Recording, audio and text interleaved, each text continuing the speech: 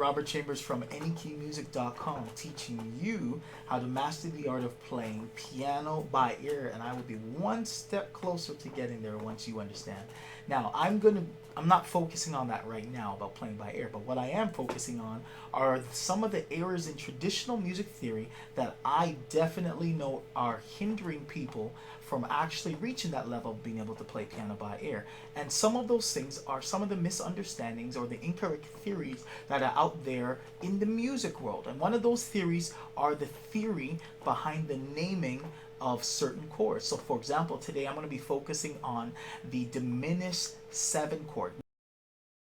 Now, the diminished 7 itself as a chord is not incorrect, but the actual theory behind the name of that chord is incorrect, and it's definitely inconsistent, and I'm going to prove it. But before I do that, let me show you some songs that use the diminished 7 chord as they traditionally call it. Once again, I'll use diminished 7 because that's a common term, but I'm going to tell you the correct name by the end of this video, what it should be. All right, so here's some songs. So it can be found in gospel music,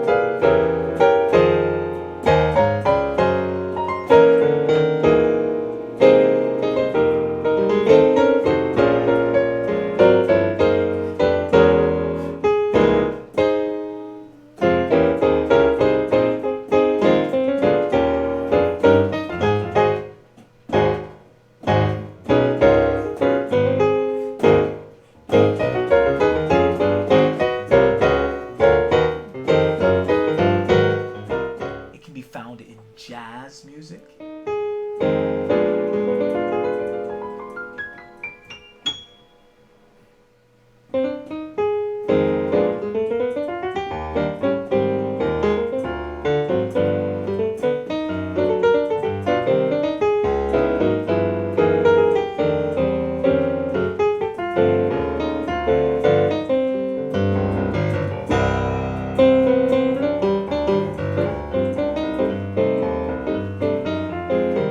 of course it can be found in classical music.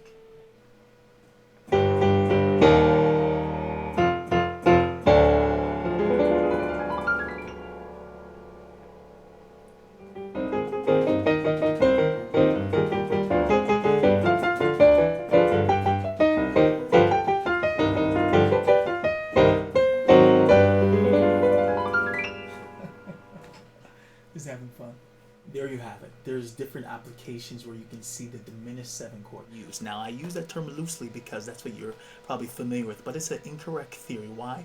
Because the naming of the chord actually tells you how to find it. So, if we have a diminished 7, that should tell us how to find it. All right, now let's look at, you can check my dominant 7 chords. Now the theory behind the naming of the chords states this. So for example, if you have a C7 as they call it, which is an error, it should be called C major flat 7.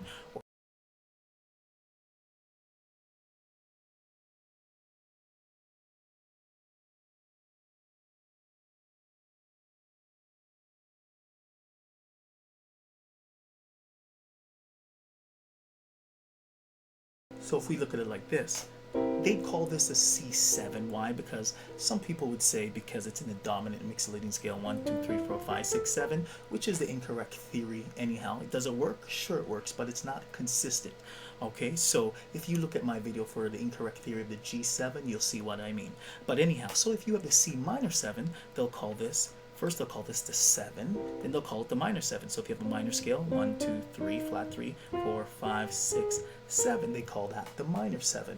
Or it's a minor 7, implies that it's a flat 7. Once again, that's incorrect theory. Check my other video on that. So the actual name of the scale would tell you how to find it. So if that was correct, if I did the diminished 7, which looks like this, supposedly it looks like that, okay? You won't be able to hear it too much. You'll have the 1, right? But the scale that goes with it is a half whole diminished. So if you go 1, 2, 3, 4, 5, 6, 7.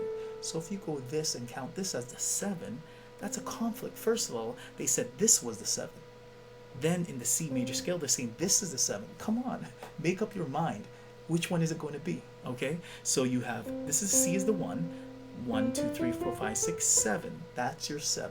Okay, 1, 2, 3, 4, 5, 6, 7. That's your flat 7. I'll help you out.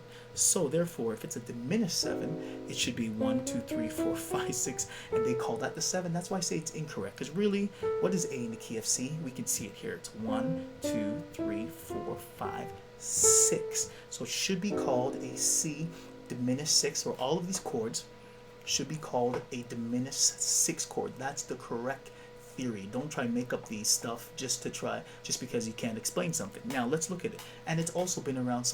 I have heard some people say to me that, well, it's been around for centuries. Well, that doesn't make it correct. Let's look at this. The reason why they say it's a diminished 7 is because they say they have the major 7, which is the 7 in the major scale.